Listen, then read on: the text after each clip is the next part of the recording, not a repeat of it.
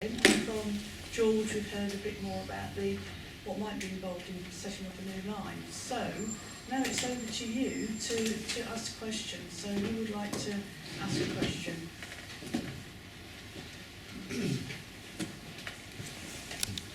Thank you. Would you like to use the mic? My name's John Spratley. I've listened to this debate quite a lot over the years. I can remember more than a decade ago there was a thriving attempt to reinstate the railway line as a both heritage and community operation, funded largely by grants from various, like the Lottery Fund, European Development Fund, etc.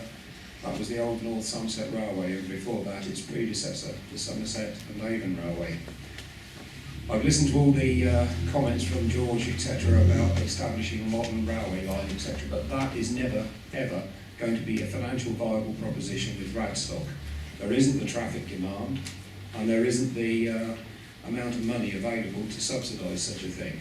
However, a heritage railway and community railway, as operated by many, many companies and organisations throughout this country very successfully, is well within the bounds of practicality for this area. Does George and Colin agree with that statement? Excuse me. First of all, virtually every railway in the country is subsidised in one form or another by the government. In the southwest, the only one I know of is London to Bristol and London to Cardiff. All the others are subsidised. Can I interrupt you there and say we're not talking about commercial railway operations? No, I know you're not. No, but what I was going on to say was that if you go to something like the Trans-Wilts line, that is funded by the local government. Yeah, and there is no reason why, given the right of the appropriate political will, a lot of other lines would be funded as well.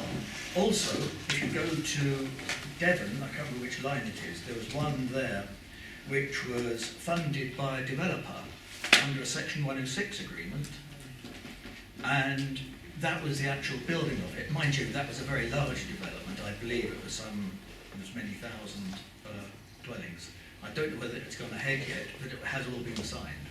Yeah, that wasn't what I was asking. No, I'm trying to avoid anything that's too specific about here, but there are options.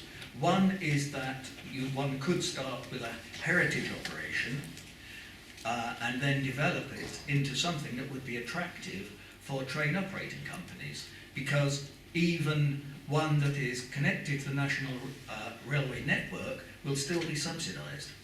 Yes, but the reopening of the... Thank you. Yes. Going back a very long time, I followed this, John, this development and the talk that was going on about establishing the railway. And years ago, I was of the opinion that a heritage type railway might be the way to start it. The only difference, because as we've heard in the account, the demand that brought the rails to Radstock and away from Radstock in the first place was nothing to do with passengers, it was all to do with coal. It was coal that provided the incentive and the resources, and on the back of that, once you have established a rail system, a standard gauge, for any reason, then there are all sorts of tunes you can play on it in terms of introducing, but the passenger aspect of the old Radstock rail system was all based and funded initially by coal, and the need to get it to the cities. So basically, following on from what John said, what we should be considering here tonight is, if there's ever going to be anything getting off the ground, it would probably have to have based on a heritage railway type system. Years ago, I always felt that even back in David Edwards' time, and David Edwards was the person. There were people beavering away along on the railway system years ago, I remember. But they all got fed up in the end because and then they went to Mr. Norton and have done a wonderful job up there. The only thing is they're not really going that far. But it's a revelation to go up and see what amateurs can do. But anyway, they were there, but David Edwards was adamant that the station had to be in the centre of Radstock. And basically he believed that it had to be where the old Great Western, those of us who knew it, where the old Great Western was. And that was never likely to be or be agreed. I always felt the place to have a station was along by the old Marcroft's works. Start from Marcroft's and head towards Frome. Because the fact that Marcroft's is, shall we say, three-quarters of a mile out of Radstock, shouldn't really matter to a heritage railway. Frome station, the existing Frome station is a mile from what I call the centre of Frome, where the old market used to be. It's a mile out. And it was a mile out 120, 130 years ago when it was built. And it's still operating. So the business, the fact that it's not right in what one would call geographically the centre of the town, it might be more important perhaps if it was only passengers but and commercial, but for a heritage railway, what they should be doing, if we think seriously about it, is not worry about getting the line any closer into Radstock than Marcroft's and get on and do it. And if they had got on and done that when they more than 20 years ago, they could have been operating in the Frome almost by now. But the insistence on where the station went and how far into the town it went bedeviled the whole thing. So I'm suggesting that I did then. And it's not the only, I'm not the only person who have said these things, because I noticed on an email that was circulating some time ago, and this was in connection with core strategy, proposed changes, consultation, based planning policy. And on this extract, which is dated the 20th of April 2013, extract from early exchanges in all of those policy consultations, it said, and if the Marcroft site is to be used for anything, it should be for the railhead of the Frome to Westbury Radstock Railway. Which was saying 20 years ago. You're going to mention slope, aren't you? Gradient. Yes. This is bedeviled the whole thing. People, as soon as you mention this, they say, oh, the gradient. Now let me say, if you go to Norton Hill, the gradient up there is much greater than that there, I know. The gradient, as you, the Mr. Norton South Station, is tremendous. And if you had a station out at Marcroft's and never intended to bring it. This issue about grading, it's just a side issue as far as I'm concerned. If I could just explain, I moved up here a few years ago from South Wales. Prior to that I lived in Devon. I worked all around the country, and all I can say is up in the North East, West Yorkshire where I work, heritage railways do work. But let's take, for example, down in Devon, you've got the Dark Valley Railway. You've got from Kingswear to Totnes, it provides a commercial service, and the timetable is such, the commuters use it, the school children use it, and it links with the main line. Likewise, the Buckfast lead down to Totnes is the same. South Wales, and this is where I think Radstock's missing a trick, is use narrow gauge. Now you've got, all over South Wales, you've got narrow gauge railways. Yeah, you've got the Tullyclyn, you've got That's in the... North Wales. It is. Yeah, and there's others in South Wales as well, if you just bear with me, Only one. okay? There's several actually, because I lived there for several years. And they provide a service, and gradient doesn't matter. Now, the thing is this, if we had a narrow gauge railway, and something like the Seaton Tramway, it's a lot cheaper, it's a heritage situation, and it's not competing with other local heritage railways. And they still provide a commercial service.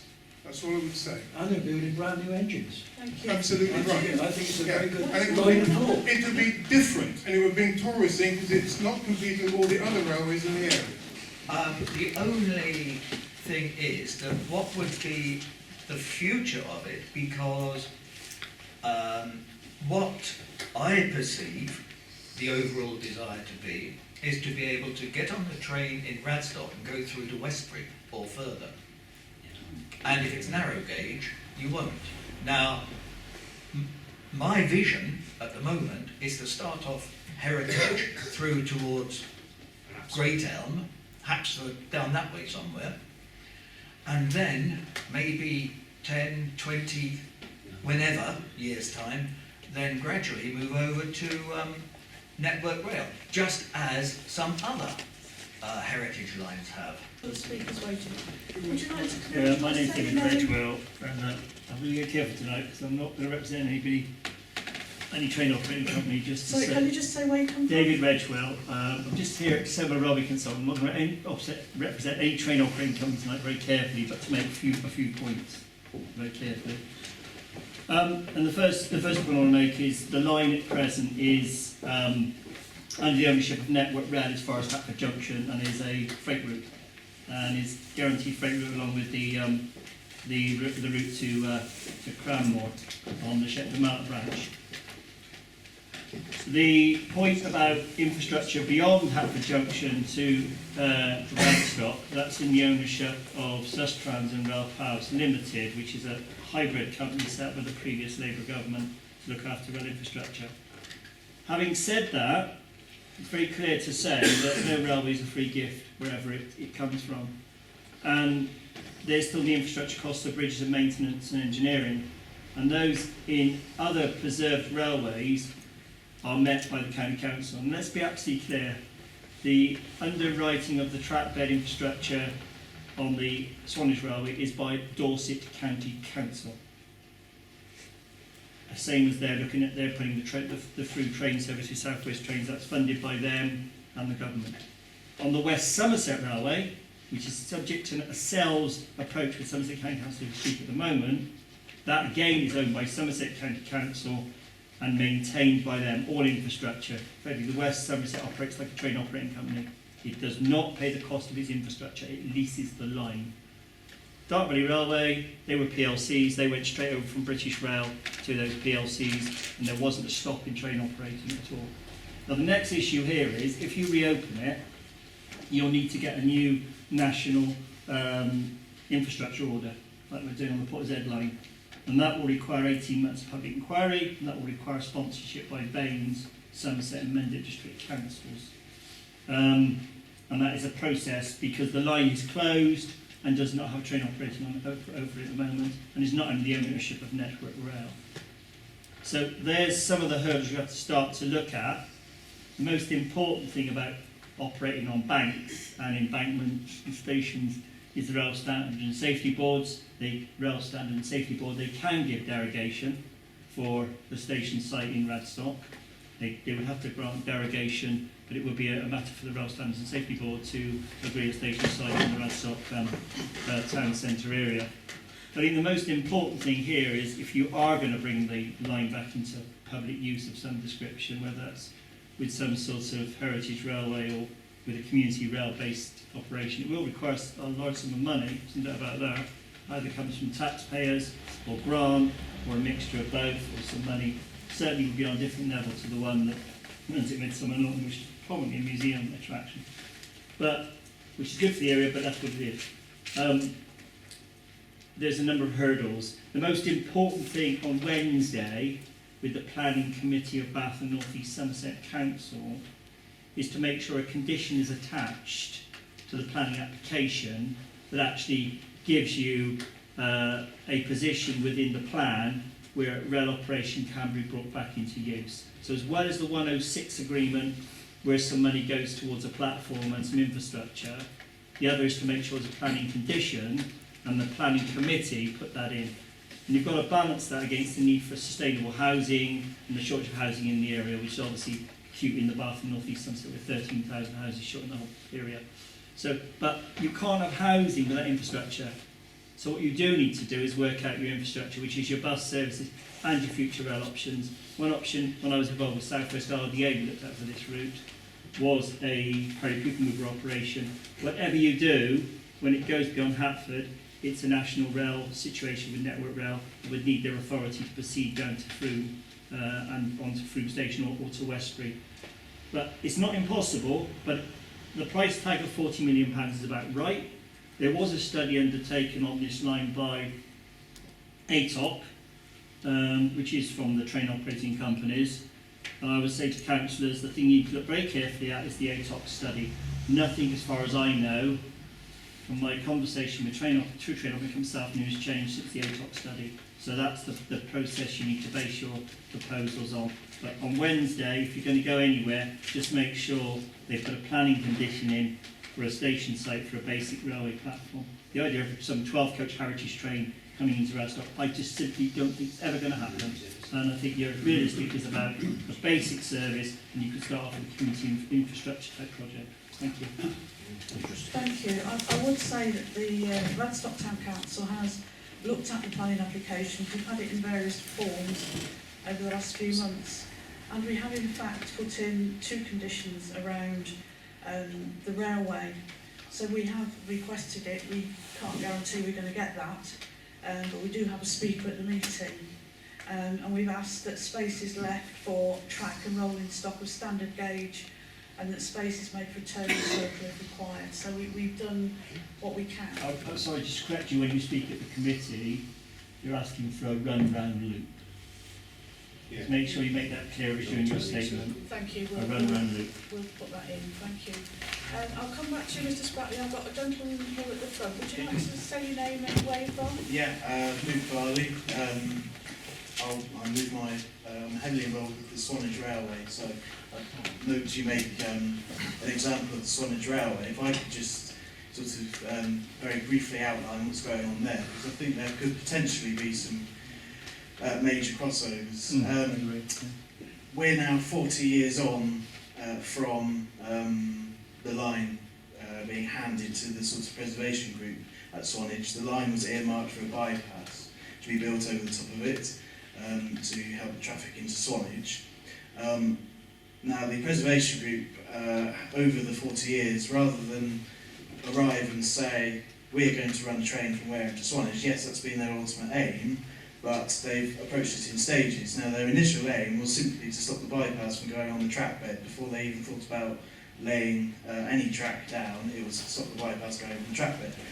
Anyway, 40 years later, they've gone through all these stages. We're now physically connected to the main line at Wareham. The railway is primarily there, well, it's only there at the moment, is to sustain itself. There's obviously the heritage element of it, maintain the steam locomotives, etc.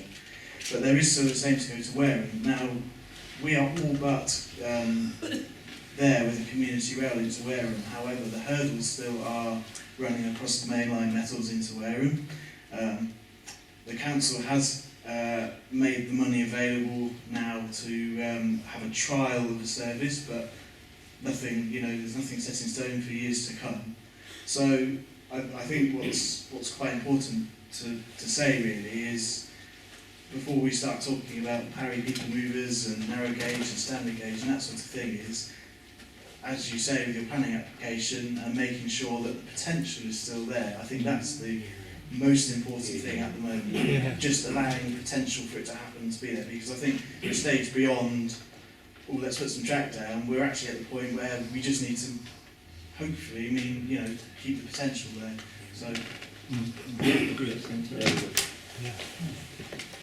I don't know whether you consulted Sustrans about this meeting, but I can tell you, because I walk on it most days, that it is a very beautiful walk. It's through from Radstock to Great Elm, and what we do not want to see is that wrecked by having trains running on it. Because, with respect, I know a lot of you are train buffs and you won't agree with me, but trains tend to be noisy, dirty and smelly, and they've got to be separated from where people cycle and where dogs walk and I walk and other people walk. And the point I'm making is that I don't think Radstock should think that it can open a railway through without upsetting a lot of district council and parish council and member council. No. And frankly, I'm for what I don't want it. authorities, it couldn't just Of course. go through anyway. There is, sorry, was involved in the legal agreement, sir. There is a legal agreement between Sustrans, and I've not given the game away what I've been involved in. Right. Sustrans and Mendip District Council, I was involved in Mendip at the time in the legal agreement. The Sustrans deal says they have to leave a track bed in place for the railway. It was never given to you as a cycle and walkway. That is the legal agreement. It's signed. It's properly of Mendip District Council. It's not broken. It has to allow railway alongside it. That's the legal agreement. It's not negotiable. It may have been negotiable, but do people really want? Yes, they do. It's I'm signed. afraid you're in the minority, very much so. Yeah. I don't know how many people here are aware, but the developers have had to spend a considerable amount of money and time because of the ecological sensitivity of the site. Now, one of the things they've done is to have to leave space within the site. That's all been factored into their calculations, and that the ecological mitigation area is to be managed for ecology in perpetuity. Now, this is the area that looks like it could take a railway back, but the legal agreement last time was to be in perpetuity. The legal agreement this time will be in perpetuity. There are also there's also bands of trees going across it, which are for the back commuting corridor, which is an absolute essential. It would be unlawful not to allow the bats to commute, have their dark corridors, because they're commuting between special areas of conservation, most likely. There's enough evidence to say they probably are, and that you can't say they're not. And that is a legal requirement. Now, the railway couldn't use that space, not just because of the bat commuting corridors, but because of the ecology. So what space is it to use if it can't use that space? We've heard about the business of gradients. Marcroft is on a much lower level than the railway as it comes into the site. It needs even a narrow gauge railway would need the space to go down. Now, Friends of Radstock Railway Land has had the director of the Festinial Railway, David Gwynn, down to look at the site, and he has written a report about the heritage,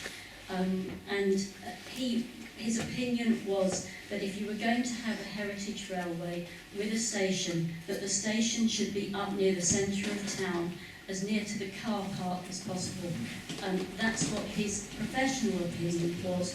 He knows a lot about heritage railways, and he's very involved in heritage railways, and is at a very high level as well. So he has put forward a range of options which are not just about heritage rail. There is a right-of-way option, if you like, which is preserving heritage features within the site and making a heritage rail park where you would preserve all the features, including the nice platform on the north that you can actually see a photograph of if you're lucky enough to have one of these sheets that Sean has distributed. And there's the idea of velo rail, which is something which would be relatively cheap and cheerful, would help bring in visitors and tourists and revenue, and would help boost footfall in the town. There's also narrow gauge railway as an option, standard gauge railway as an option, and eventual commuter services as an option.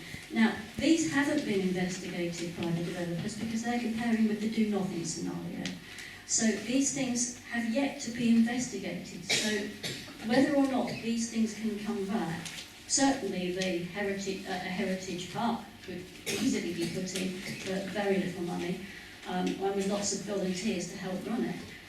But the other options haven't actually been looked at as alternatives. And if there's going to be a building over most of that site and not being able to put a railway back in, then really these alternatives need to be looked at properly before any decision is made on that land. You can't have a condition to keep a use available when that use can't be kept available because of another condition.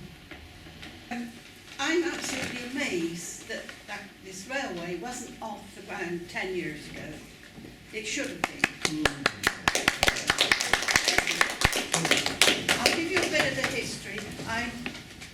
I sat on the SRB committee with Brian, and there were 6 of us. We signed a cheque for £1 million, didn't we, Brian? Brian, Yeah. we signed a cheque for £1 million to buy the middle of Radstock, which we did. And we thought then we would have a railway within sight at that time. But it's still hanging on, and I just don't understand why it is. Because Baines kicked us off.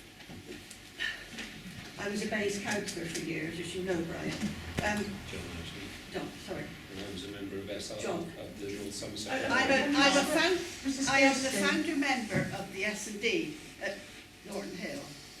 Right, I managed to save that 18 years ago, and since then, and there's quite a few people here that are volunteers there, completely run by volunteers, and I raised bits of money here and there, and we've done everything on, on our own, as much as we can when money comes in. We've got over 1,000 members, and we're getting along very nicely. We've gone as far as we can, probably. We might get a bit further up to Chigumton way, but it's blocked off, I'm afraid, so much further. We have got our eye on doing this bit here, down into Radstock. We shall be looking into that in very near future. We've already got engineers with a plan for a bridge over at the top of Norton Hill. What that'll do with the traffic, I don't know. It won't be a permanent bridge anyway. So we have plans, but what you can do, you have to get up and get on with it. I'm sorry. I don't understand why it's got to this stage at the moment, because it should have been, and all the work that Brian and I did 10 years ago, it should have been up and running by now. Get on and get it done, for goodness sake. May I come back?